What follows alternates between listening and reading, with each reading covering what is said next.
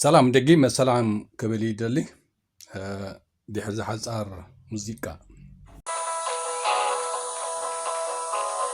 سيدي فلتك عاسبة جمجمة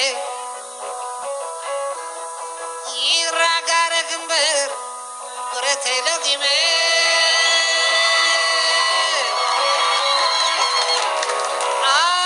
وقد علل صيراتي قتيمة عاود الماضي ورارات درعمة انت تسواكو قبوي بطيمة مرعاي بابا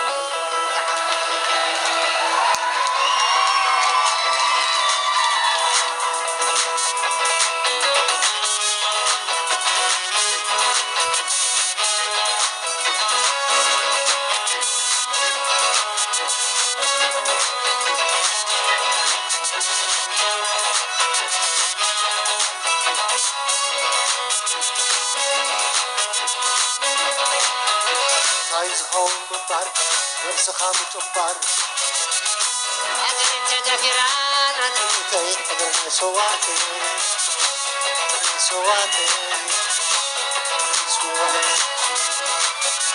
عايز هون هوت عايز هون مطر أجل انت جافران انت يقدر سواتي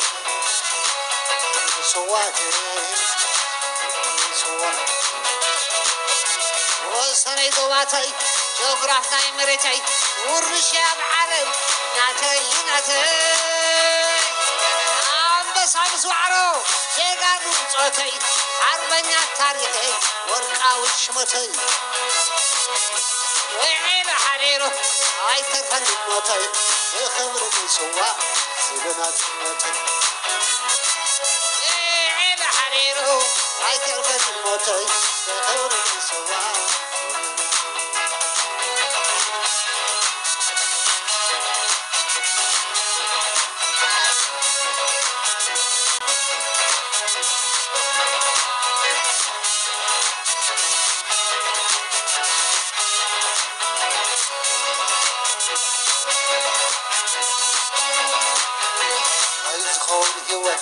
عايز هون مطار انت دفيرانا تمتي حذر سواتي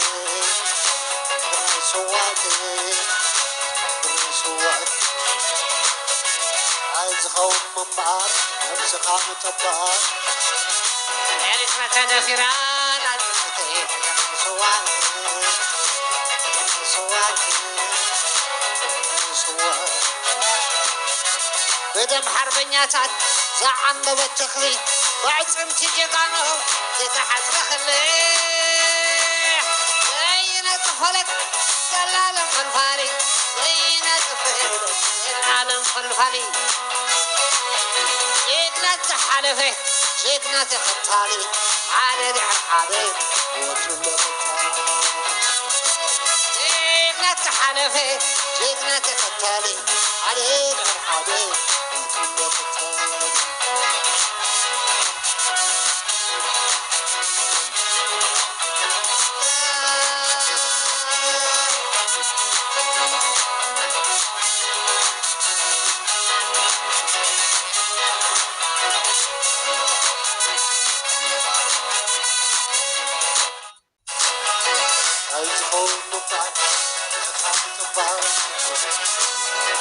دفيران انت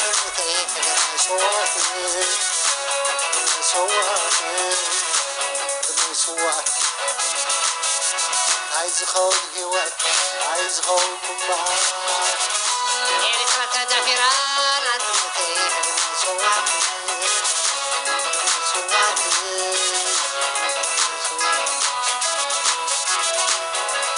عايز هون مطر ورسخة متوبر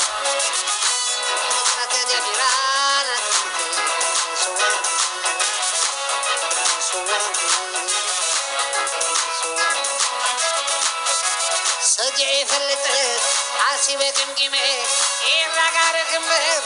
بركيلة جمة وقد علل صلاتي قتيمة يوقد مالي ورارات درعي تتسواكو قبوغي بطيمة مرعاي قاماي فارة عميم تتسواكو قبوغي بطيمة مرعاي قاماي فارة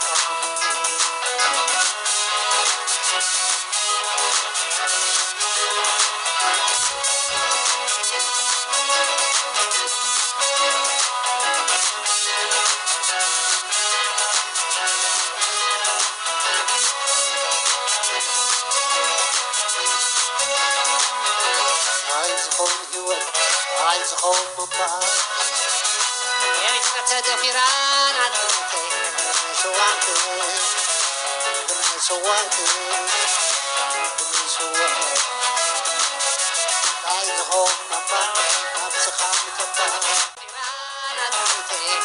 سواتي سواتي سواتي نايد هولك بحري تنبرك خامن بحر بالليل عمل نفسك مطبق اي فلتن سنبادي اي فلتن شبار اي رجراو تران ورشان حوار نايلا بالسلفي عربنا وكبار زنبر قد سأل تقوى نايلا بالسلفي عربنا وكبار زنبر زنبر قد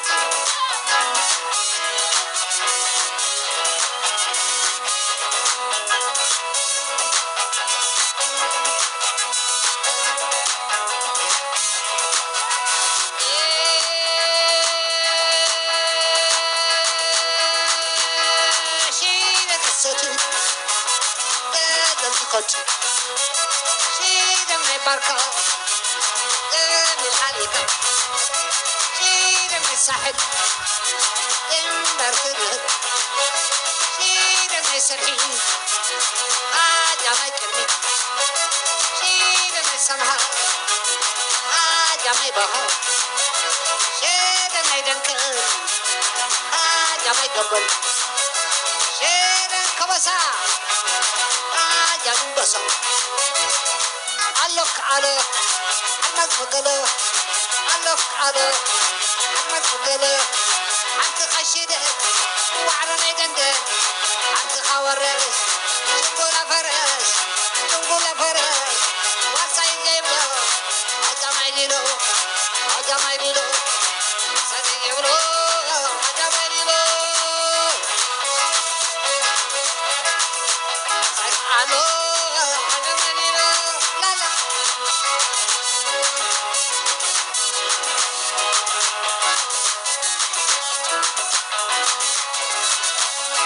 شيدا كسديت قلقتن شيدا كبسا غير عن بسا شيدا ما يباركا من حديقة شيدا ما يسمحي هذا ما يكمل شيدا ما يساحر ما يرتبط شيدا ما يسمهر هذا ما يبهر شيدا دنكليا باع المدريا شيدا كبسا غير عن بسا علق على محمد مدلو علق على محمد مدلو خشيدك وعرني دندك وعرني دندك وعرني دندك وعرني دندك وكبر عيقا هراكاريكا وزالان بسا عللن بسا وكبر بوري وبعن فرق عللن إره عللن إره كبر بدنا عللن دوما عللن دوما عللن دوما عللن دوما عللن دوما صدق يولو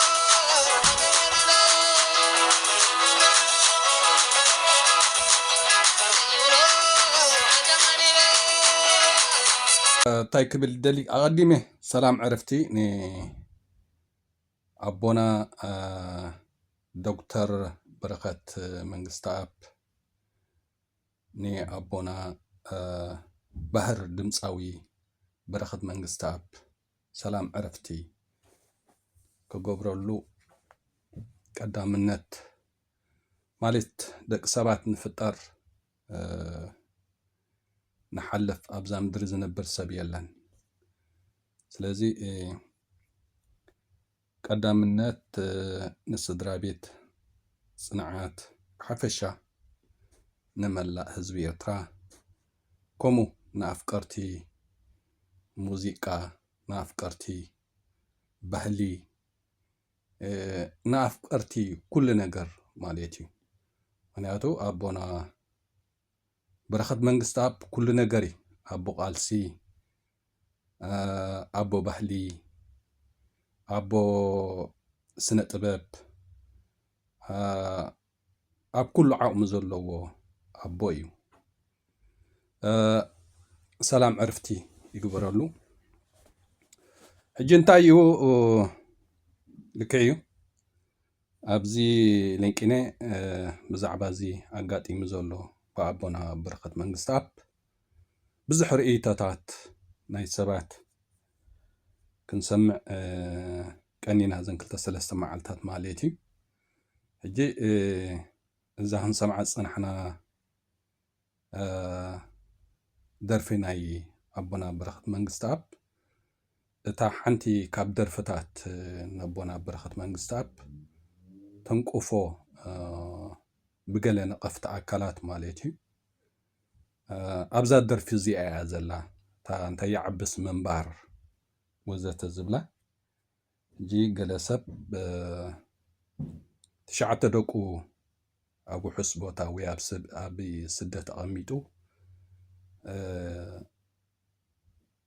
ካብ ዘብላ ወይ ካብ ዘንቅፍኦ ደርፊ ካብ ኩሉ ደርፈታት ናይ ኣቦና መንግስቲ ኣብ ናይ ኣቦና በረኸት መንግስቲ ኣብ እንታይ ይዓብስ ምንባር ትብል ኣብዛ ደርፊ እዚኣ ዘላ እያ። ከም ካልኣይ እተን ዘንቅፍኦ ማለት እዩ ምዚ ኣብ ሃገርና ኣጋጢሙ ዘሎ ናይ ምሕደራ ዓቕሚ ነይርዎ። ስለዚ ካብ ንምልክሲ ንፍትሕን ለውጥን ማለት ዓቕሙ ከበርክት ነይርዎ ዝብል ኣካል ኣሎ። ኩልና ክንብል ንኽእል ኢና። ኣይሲ ልክዕ እዩ ኣቦና በረኸት መንግስቲ ኣብ በታ ስነ ጥበቡ ዓቕሙ ኣለዎ ማለት እዩ። ከምቶም ብዙሓት ኣቦታት ቅድሚኡ ዝሓለፉ ማለት እዩ። ግን ኣብቲ ሃገርና ሲ ኣቦና በረኸት መንግስቲ ኣብ በታ ክራሪ እዩ ህዝቢ ዝጉስጉስ። ግን እቶም ላዕለዎት መራሕቲ ናይ ኤርትራ ተኣሲሮም ከም ዘለዉ ንፈልጥ ኢና። ስለዚ በታ ክራር ገይሩሲ ኣብ ኤርትራ ተዛሪቡ ኣቦና በረኸት መንግስቲ ኣብ እንታይ ከምፅእ ማለት እንታይ ለውጢ ከምፅእ ይኽእል ፍርድሲ ኩሉ ግዜ ክንከስስ ከለና ንባዕልና እውን ኩልና ዶማ ብዲያስፖራ ዘለና ኣብታ ኤርትራ ካለናሲ እንታይ ንገብር ነርና? ኩልና ኣብታ ኤርትራ ካለና እኳ እዩ G50 ተኣሲሮም ኩልና ኣብታ ኤርትራ ከለና ኢና ስንኩላን ማይ ሓባር ተረሺኖም ኩልና ኣብታ ኤርትራ ከለና እዩ እቲ ኩሉ ኣብታ ሃገር ክሳብ ሕጂ ዘጋጥም ዘሎ ዘጋጥም ዝነበረን ዘሎን ማለት እዩ። ስለዚ ለውጢ ብሓደ ሰብ ከተምፅኦ ኣይትኽእልና። ለውጢ ብሓደ ሰብ ከተምፅኦ ኣይትኽእልና። ኣብ ኤርትራ ከዓኒ ሰብ ሸጓጉጥ ከማን ለውጢ ዘምፁ ኣብ ጎዳጉዲ ዕራዒሮ ሰፊሮም ዘለውሲ ኣቦና በረኸት መንግስቲ ኣብ በታ ክራር ገይሩሲ ነናይ መንግስቲ እዩ ተኣልዮ ዝኽእል። ስለዚ ኣቦና በረኸት መንግስቲ ኣብ ስነ ጥበብ ልዑል ኣበርክቶ ዘበርከተ እዩ። ኣብ ባህሊ ልዑል ኣበርክቶ ዘበርከተ እዩ። ኣብ ሰውራን ቃልስን ሓያል ጎስጓስ ልዑል ኣበርክቶ ዘበርከተ እዩ። أبزي وراراتون نهزبي إرترا مورال زهب لعولا بركتو زبركته أبوي سلزي ننقرات فلالينا كنريو هنكلالنا لو تخا بولك أسب أيتمسيني لوطي بولك أسب كتمسأ أيتخلني أبونا برخت منقستاب كاني بتا كرارو بتا دمسو بتا عقم السنة طبابو أبقالسي لعلا بركتو زبركته أبوي أبهلن سنة طبابن لعلا بركتو زبركته أبوي أبي مكلخال هاجر أموحس هاجر زحلف وراراتون لعلا بركتو زبركته أبوي نعبنت أبتو وراراسي كلنا نيرناينا درجة سراوي زينة بره من إسي إرترا يلن قليا توقيا قليا سنكيلا قليا أولا قليا خاصدت وزي الله لذي كلتا نقرين نبونا برخت منقص أبزون كفؤو حنتي أبزاد درفن سمعة زلنا انتهي عبس منبار إلو مسدرفة نمنتايكم إلي درف تشعتو دوكو أبسدة تقميتو إلو زنقف أكال الله لكع ماليتي كلا أيتي نقر كاني 34 عمت زبي إرترا بزي قوام بزي حقي بزي برلما أكم زي شجر ودي وخلص نمنتها ملكي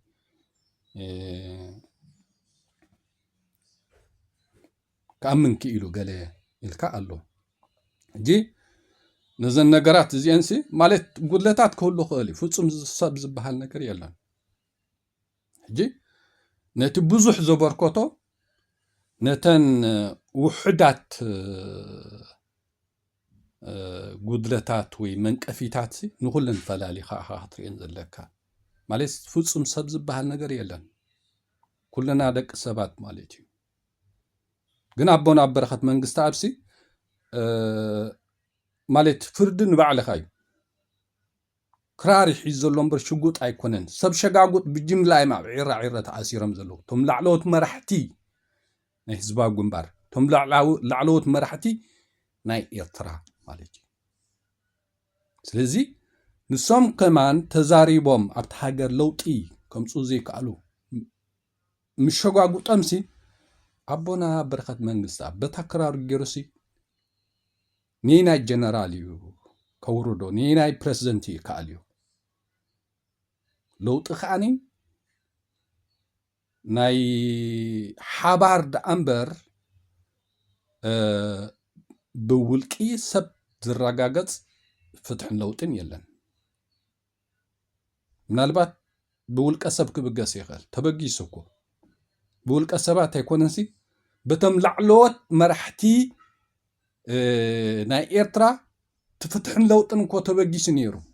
جن هزبي أي حق زومن هزبي أي حق زومن قداي كوينهم مالتي أبونا برخد منقست أونا أبتا إرترا خوينو لكع كنتم لعلوت مرحتي حتى زلعالو أبونا برخد منقست أونا أبتا إرترا خوينو حتى العلن يرتزخونسي كم أب عيرة محلوه هزبي إرتراها سقيلو أحلفو مهابو مالتي كمتم سقيلنا كم زؤسرو أحلفنا زهبنا يوم كمتم سقيلنا سنكلان محبر ناترشون زرشنا يوم أبونا برخت منقست أبون تزاريبين يرتزخونسي سقيلنا أحلفنا مهابنا يوم سلازي اتشجر ناي لعلوت سنة أباباويان ناي لعلوت مرحت تراي يكون ناي هزبي إرترا يتشجراب هزبي إرترا زلو ناي إسياس ترحونا يكون انتشجراب إرترا زلو وي ناي إسياسون قجلون أيكون انتشجر تشجر ناي هزبي إرترايو نفس وقفنا تشجر كابين وولكنا بقس مخانسي كنكو حدية بنان زم حجي مالي تابونا برخد منقستاب زم كفو كله خقل اوكي خمز قلقله ريتك بولو صنحكو ግን እቲ ብዙሕ ነገር እቲ ዝዓበ ነገርሲ እዚ ኣቦና እዚ ልዑል ዋጋ ዝኸፈለ ኣቦ እዩ ካብ ሰውራታት ሓያል ማለት ካብቶም ብስነ ጥበብ ዋጋ ዝኸፈሉ ከም በዓል ወጋብር ከም በዓል የማነ በርያ ብዙሓት ክንደልካ ክትቆፅሮም ከም በዓል ወትኹል ክንደልካ ክትቆፅሮም ካብቶም ዝለዓሉ ከምቶም ልዑላት ካና ኣቦና በረኸት መንግስቲ ኣብ ከዓነ ብዙሕ ዋጋ ዝኸፈለ ኣቦ ማለት እዩ ብስነ ጥበብ ንሰውራ ሞራል ማለት ሰውራ ኤርትራሲ ዝለዓለ ዓቕሙ ስነ ጥበብ እዩ ህዝቢ ምንቕቓሕ ንሰራዊት ሞራል መሃብ ወላ ኣብዚ ሰለስተ ወራራት ከማን ኣብ ሰለስተ ወራራት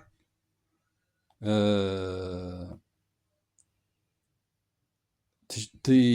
ዝነበረ ነገርስ ኩልና ንፈልጦ ኢና ኣብኡ ንህዝቢ ኤርትራ ሞራል ኣስኒቕዎ እዩ ኣቦና በረኸት መንግስቲ ኣብ ሰለስተ ወራራት ዋላ ሕጂ ነዚ ኩሉ ጅግንነቱ ኣብ ሰውራ ዘበርከቶ ኣብ ምክልኻል ሃገር ኣብ ሰለስተ ወራራት ዘበርከቶ ኣብ ስነ ጥበብን ባህልን ልዑል ኣበርክቶ ዘበርከተ ኣቦ ሓደ ክልተ ዚን ኢልካ ኣምፂኻ እሞ ኣብዚ ሕጂ ግዜ ማለት ሰብ ኮሪኢቱ ክህብ ፅቡቅ እዩ ግን ነተን ነገራት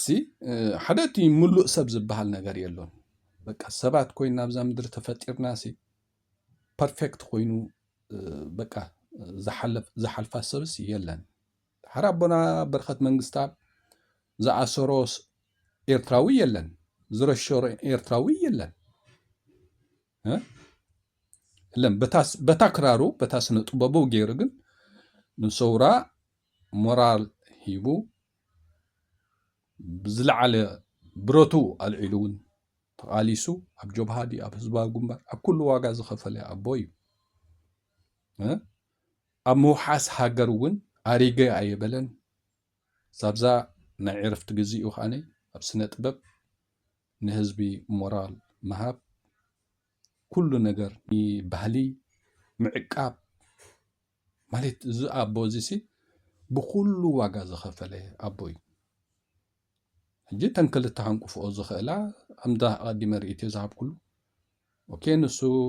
ኣብቲ ሃገር ብኩሉ ዋጋ ከፊሉ ቶም ደቁ ግን ኣብ ደገ ከለዉ ተይዓብስ ምንባር ዝብለና ንዓና ደቁ ኣልዩ ትብል እዚኣ ምናልባት ከም ክስታይ ክትብላ ትኽእልኻ ግን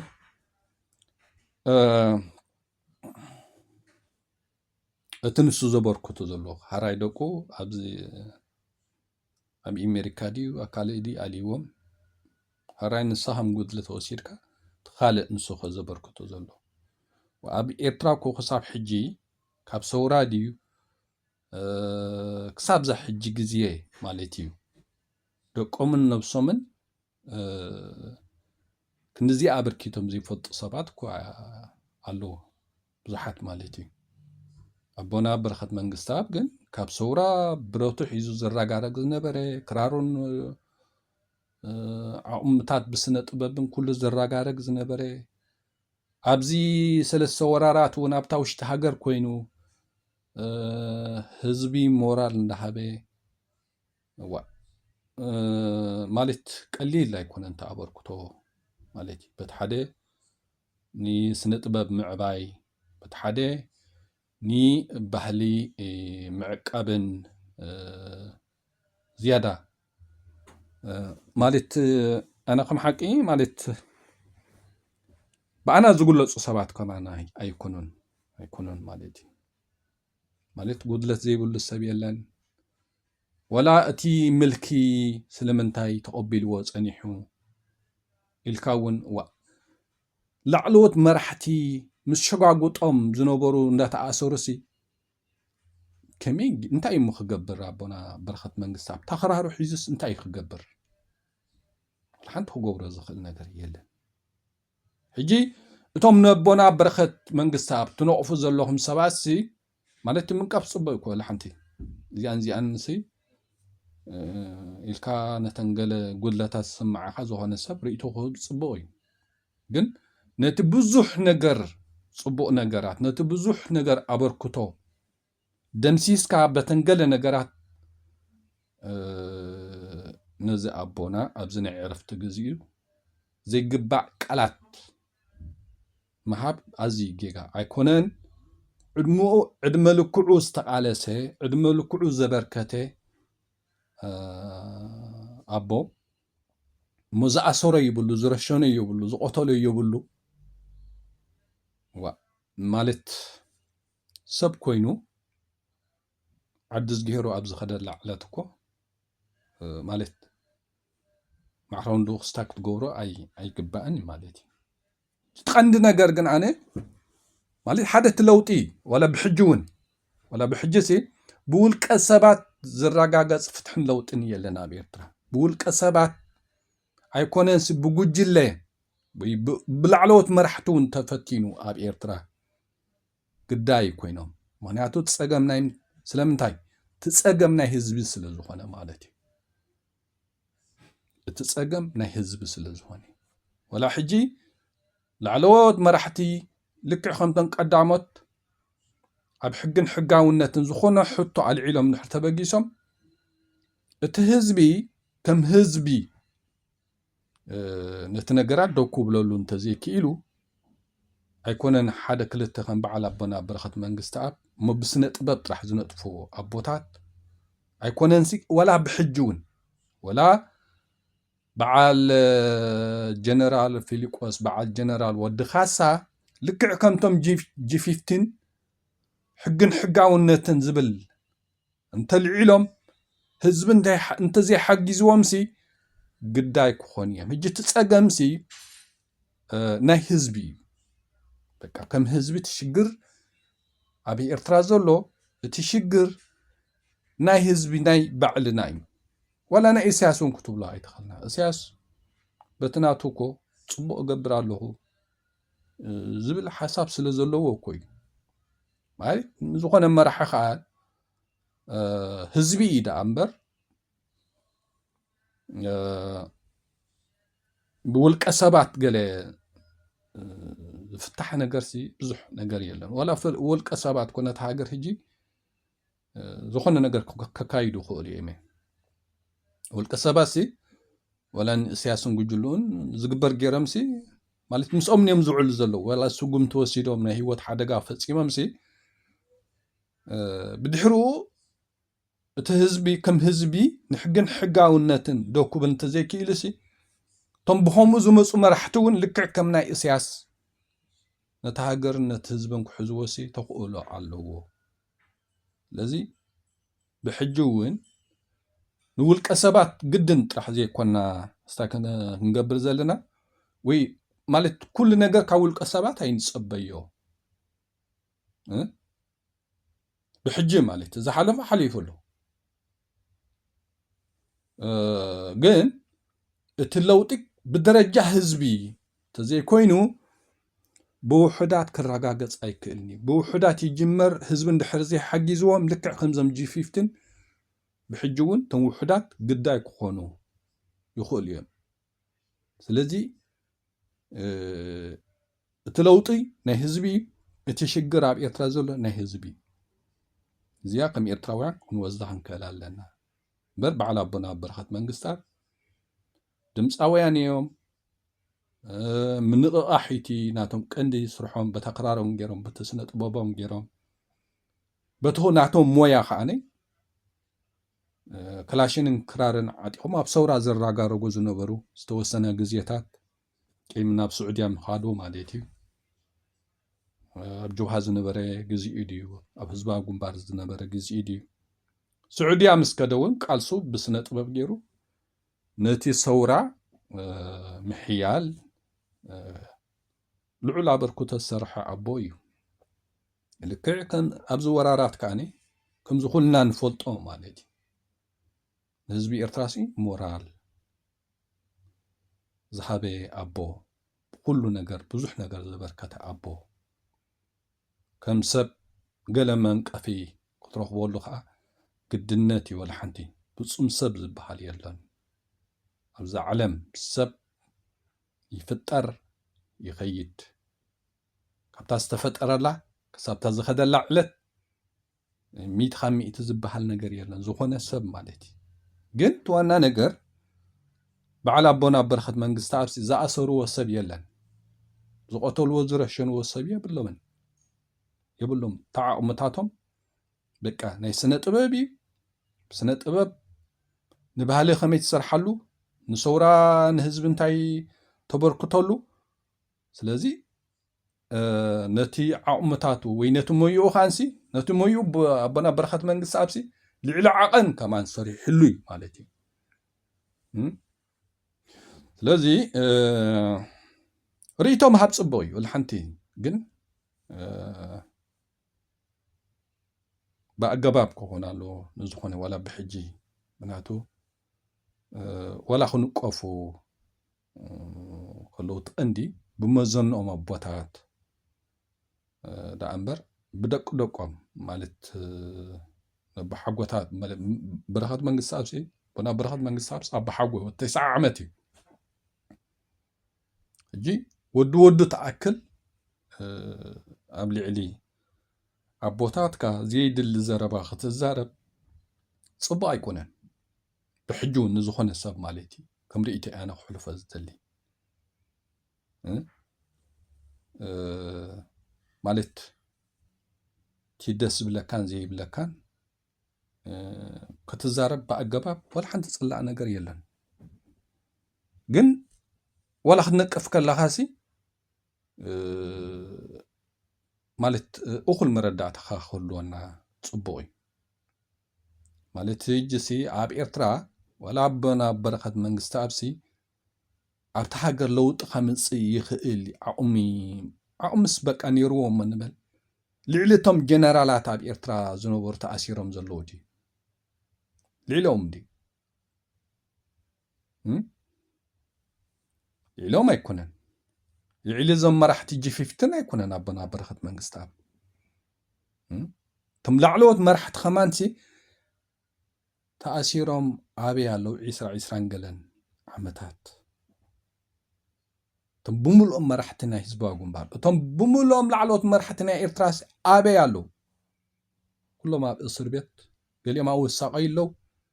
ገሊኦም ከዓ ብሂወት የለውን እቶም ላዕለዎት መራሕቲ ኢና ንብል ዘለና ንሶም ንፍትሕን ለውጥን ሕግን ሕጋውነትን ብዝለዓልዎ ኸማንሲ ኣይደሓኑን ወይ ኣብቲ ሃገር ዝኾነ ለውጢ ከምፁ ኣይከኣሉን ስለምንታይ ህዝቢ ኣይሓገዘን ከም በዓል ኣቦና በረኸት መንግስቲ ወይ ድማ ከምቶም ኣብ እስር ቤት ዘለዉ ላዕሎት መራሕቲ ንሶም ዘይኮኑ ምልኪ ኣምሊኾም ህዝቢ ምልኪ ኣምሊኹ ዘሎ ህዝቢ ምልኪ ኣምሊኹሎ ማለት ኣብዛ ገል ሕጂ ምልኪ ጽሒፍያ ዘለኹ ኸማን ኣቦና በረኸት መንግስቲ ኣብሲ ኣይትግብኦን እያ ከም ሓቂ ኣይትግብኦን እያ ምስ ዝብሎ ዘለኹ ማለት እዩ ሓንቲ ክገብራ ዝኽእሉን እኮ ኣቦና በረኸት መንግስቲ ኣብሲ ወላ ክቋወም እንድሕር ኮይኑሲ በቃ ካብቲ ሃገር ምስ ወፂኢ ጥራሕ ክቋወም ዝኽእል ካብቲ ሃገር ወፂ ተቃይሙኸ እዞም ኣሽሓት ካብ ሃገር ወፂና ንቋም ዘለና ሳብ ሕጂ ዘምፀናይ ነገር ኣሎ ድዩ ኣብ ኤርትራ ኣብ ዲያስፖራ ዘሎ ኤርትራውያን ላዕለዎ ስነ ጥበባውያን ኣብ ደንበ ተቃውሞ ዘሎ ውሑዳት ድዮም ከም በዓል ኣቦና ኣብራር ማለት እዩ ሕጂ ስለምንታይ ማለት ኣቦና በረኸት መንግስቲ ኣብሲ ኣብቲ ሃገር ኮይኑ ወላ ሓንቲ ክገብራ ዝኽእል ነገር የለን ወፂ እውን በቃ ልክዕ ከም በዓል ኣቦና ኣብራር እዩ በቃ ክደርፊ تا لو تخت تمسنا تمسن كا همزان ريا زلنا منات تسقم نتاي سلا زخونه تسقم ناي حزب سلا زخونه ሽግር ናይ ህዝቢ ስለ ዝኾነ ሽግር ናይ ላዕሎት መራሕቲ ናይ ዓበይቲ ስነ ጠባቦያን ዘይኮነ እቲ ሽግር ናይ ኤርትራውያን ናይ ህዝቢ ኤርትራ እዩ ሓቢርና ንመሰልና ደው ንብል ህዝቢ ኣይኮናን ሓቢርና ንፍትሕን ለውጥን ደው ንብል ኣይኮናን ሓቢርና ንሕግን ሕጋውነትን ደው ንብል ኣይኮናን ሓቢርና ንዝተበደሉ ደው ንብለሎም ወይ ንካታዕሎም ንጣባቐሎም ኣይኮናን ሓቢርና ንወፃዕና ደው ንብል ህዝቢ ይኮናን ዝደንበ ፍትሒ ዘሎ ኣብ ዲያስፖራ ንሪአና ዘለና እንታይ ድንሱ እዚ ባዕሉ ንባዕሉ ክናኸስ ዝውዕል ዝሓድር ዘሎ ደንበ ፍትሒ ሕጂ ገለገለ ሰባት ብዛዕባ ኣቦና በረኸት መንግስቲ ኣብ ነቐፌታ ዘቕርቡ ዘለዉ እንስኻ እንታይ ትገብር ኣለኻ እንታይ ሲ ትገብር ኣለኻ ኣብታ ኤርትራ ከለኻ እንታይ ኢኻ ጌርካ ነቲ ፍትሕን ለውጥንስ ኣብታ ኤርትራ ከለኻ ሲ እንታይ ጌረ በል ዝኾነ ሰብ ማለት እዩ ካብ ምስ ወፃኻ እንታይ ኢኻ ጌርካ ክትፃረፍ ትውዕል ኣለኻ ክትዋናጀል ትውዕል ኣለኻ በሃይማኖት ብዞባ ኣውራጃ ብዓዲ ገለ ሚኒን ክትብል ትውዕል ኣለኻ እዚ ኣቦና ግን ንሓንቲ ኤርትራ ንሰውራ ንቃልሲ ተቃሊሱ ኣቦና በረኸት መንግስታት ንሓንቲ ኤርትራ ሰለስተ ወራራት ዝዓቁም ሰሪሑ ኣቦና በረኸት መንግስታት ንህዝቢ ኤርትራ ባህልን ስነ ጥበብን ብሓበራ ሰሪሑ ለዚ ክንድርብዑ ከይገበርና ብሽም ማለት ናይ ገለ ሰባት ሕጂ ኣይተዛረብካን ንኸይበሃሉ ድም ዝዛረቡ ወላ እንታይ ኣይርዳእካን ማለት እዩ ኣብዚ ገለገለ ብዙሕ ዝቐነ ግን ንድምፃዊ ክፍሎም ይከኣሎ ኣደኒቐዮ ብጣዕሚ ኣደኒቐዮ ማለት እዩ ምክንያቱ እቲ ቀንዲ ነገር እንታይ እዩ ነቲ ዘሎ ነገራት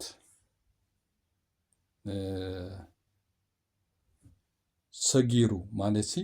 ሰብ ዝበለ ይበል ኢሉ ተሓቂ ክዛረበሉ ምኻሉ በቃ ኣብዚያ ዘርኣያ ናይ ፍሎም ይከኣሎ በቃ ኣደኒቕዮ እንታይ እጅ ትቐንዲ ነገር ሰብ ኣይትንቀፍ ዋይ ማይስ ኣይትንቀፍ ኣይኮነን እቲ ጉዳይ ነቐፌታ ኩሉ ግዜ ክህሉ እዩ ግን ክንነቀፍ ከለና ብሕጅውንሲ ማለት ክህሉ እንዲኩሉ እንደ ስነ ጥበባውያን ክሓልፍ እዮም ክንደ መራሕቲ ሃይማኖት ክሓልፍ እዮም ካልእ ብዙሕ ማየት ኣብዛ ምድሪ ነባሪ ሰብ ዝበሃል ነገር የለን ኩለና ሓለፍቲ ኢና ሕጂ ትቐንዲ ነገር ግን ሓደ ላዕለዎት ኣቦታትካ ኣዴታትካ እሞ ዕድመ ልክዖም ብዙሕ መሰናኽል ዝሓለፉ ኣቦታት ሎም ደቂ ደቆም ተኣክል ዘይድልቅ ቃላት ጌርካ ክትገልጾም ፅቡቅ ኣይኮነን ጠቕላላ ፅቡቅ ኣይኮነን ጌጋ እዩ ጌጋ ኣብ ሓጎታትካ ዝኣኽሉ ዓባያታትካ ዝኣኽላ ኣትሒትካ ንኩሉ ዕድመ ልክዖም ብዙሕ ከርተት ዝበሉ ሕጂ በተን ገለ ነገራት ክስታይ ክትገብሮም ሲ እሞ ፅባሕ ዳ መን ዋጋ ክኸፍል ስለ ህዝብን ስለ ሃገር ማለት ሲ ገምጋም ክህልወካ ክእል ኣለዎ ቁኑዕ መረዳእታ ክህልወካ ክእል ኣለዎ ብ5 ሚእታዊት ብ10 ሚእታዊት ነቲ 80 ሚእታዊት ስለ ህዝብን ሃገሩን ዋጋ ዝተኸፍለ ወይ ዝኸፈለ ኣምፃ ኣቢልካ ሓምሽሽ ንድሕር ተብሎ ኮንካ ፅባሕ ዳ እሞ መን እዩ ስለ ህዝቡን ስለ ሃገሩን دو كبل لذي كم حبرة تسوون صبا يكونن ماشي كم هزبي كل جزء صبون حما أنا له كل جزء الله مالتي لذي أبزا مدري كسب زلنا هاني كله سبز فتوى طرح نقبر عين خيلنا كل صبون نجر صريحنا خن حلف عين خيلنا سبعة قدولينا نجدنتيو أبونا برخت من السابس ولا سنة طبابسي كميلو نسنة طباب اتناي سنة طباب بحاجتاتوسي كميلي جميرو وزته سي تأمري بك بتعمي زجر مكة مالتيو كميلو نسنة طباب جميرو ولا تاريخه طريقه خلاصي مالت تأمر نجاري بك مالتيو لذي انتايو حادث عند نجر بفتح اللوطن وبملكن قال هنبل نحر خوينا بولك سبعة زم بالرقاقص فتح اللوطن يلن عين صبيا هما عين صبيا ايكونن بولك سبعة فتح اللوطن ام ايرترا الرقاقص الكا بتم لعلوت مرحتي حزباو جنبار بتم لعلوت مرحتي ايرترا تفتينو حزب سلازي حقوزهم جن اب عرا الله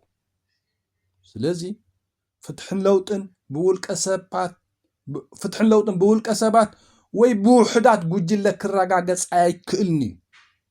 بقى نفتح اللوطن حزب الدلو انت زي كوينو ولا وحدات جوجله ابتا هاجر علوا جيرم دينجل جيرم زغبر يغبرو كچوي ويم نسون مانياتو فتح اللوطن كرغاغص نحر كوينو وانو حزب خونا الله حزب خونا الله سلازي فتح اللوطن والقسبات كم صوي كلنيم وحدات جوجله خمصو اي كلنيم حزبن فتح اللوطن دلون تزي كوينو حزبن حقاونتن دلون تزي كوينو حزبي نمسلو دلون تزي كوينو زمصي يمصا لوطي اتم زمصو جوجله كچويوون زطراطر ايكونن كم حزب زي اينا هنفلطا زلنا سلازي اب وحدات عين امن وحدات عين امن سلازي ولا نحدات تنقف كلها خماسي نتم تنقفهم سبات زياده مالتي نبونا برخت من صاحبي بسنه طباب حدا قام زياده تنقفو تخيل ناتو سنه طبابنيا ينيرو بقى تي أبجوبانا بزبا جنبارن كابتي ميدا نسعوديا مسكده كاب سعوديا تحري سعوديا هيوتوسي كله بسنة طباب طراي نيرو مالتي جي بتي سنة طباب كان نهزبي انتايا بركيتو بمورال ديو وزته دا أمبر كندي لعلوت مرحت سو شقاقو نات عصرو كرارو حيزوس انتايو لو طعم سال كارت هاجر كم يجرو وزي زي قاوم كتبل تخلها وزيم زقاوم زلو بعل ابونا ابرارك يلو انديم عبيد مرحه زم سنت باباوان كم بعل ابونا ابرار كله جن لو طمص زم فتح اللوط انت بزلها اخي نبوتات كتسمع دخا نعبيت سنة باباوان أبوتاتك تسمع دخا نعبيت بوليتيكينياتات أبوتاتك عبدن بتقاوم زلو تسمع دخا أي تسمعنها كتتصارف طرحها تهول كتمارر طرحها تهول كتونجل طرحها تهول كتدافر طرحها تهول مرحتي سعان كان كوب دياسبورا زلها دلاي فتحي عبيت سنة باباوان الله بزحات بسنة طباب حدا ليخا كان بعلا بونا أبرار بزحات مالتي لعلوت مكرات تقادلتي بخلو تمكرو زلوهم ولا تمالو قدلتا ينبرهم حجقنا بدن بفتحي زلو أبوتاتك كان بعال جنرال تخستا هايلي كان بعلا بونا مصفن حوس وزت بزحات تتقيم كاللوم دخا اي تتقيم كاللوم تصرفهم طرحها زلخا تواردهم وردتنيا ولد سلازخونكا ختتصارف امبر ولا أبوتات كاسي جيجاتات رأيلو قالوا كم زحات أبز ماس ميداتات ندريكم زلنا بها من إساء مبوتاتكم كتصرفوا تعلو نعبيت أديتاتكم كتصرفوا تعلو نعبيت أبوتاتكم كتصرفوا تعلو مالتي سلازي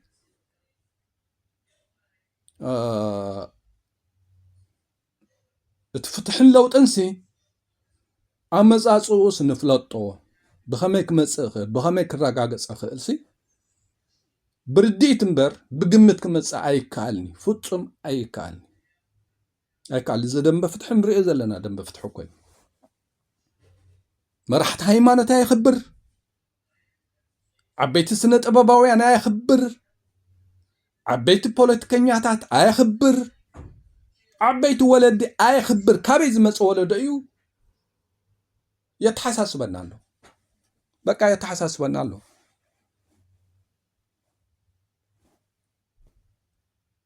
سسناي